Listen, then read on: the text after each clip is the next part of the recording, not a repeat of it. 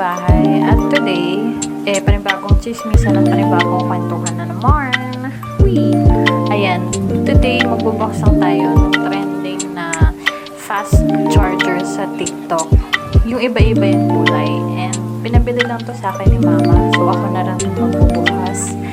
Dalawa siya actually. Kasi yung nabibiling trending nga na charger sa TikTok is walang kasamang adapter. Tama ba yun? Adapter yung saksakan. So yun, basta yun na yun. Kasi wala na siyang charger. And ang balita daw is mabilis daw itong mag-charge. Which is titingnan natin sa mga susunod na araw pag na-try na natin siya. So ayan, binilisan ko na since konti lang naman yan. Yung isa, yan yung nabili kong adapter. Tapos nagkamali ako kasi akala ko adapter lang siya, wala siyang kasamang cable. Pero ayan, it turns out meron siyang kasamang cable and parang naging dalawa yung charger na namin. Hello? Pero ayun, yun lang.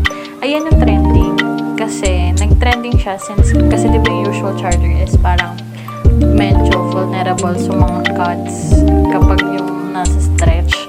Ayan, yung isa kasi na yun, hindi ko na napakita ng maayos. May protection na siya. And cute siya, aesthetic kasi may kulay-kulay na ganyan. And ang maganda doon is yung pantali. I mean, yung pang buhol sa kanya. Para hindi ka na mahihirapan and hindi napakalat-kalat sa bahay. Yun lang naman. O, diba? Nakadalawa. Akala ko walang cable na kasama yan. Pero meron pala. Bye!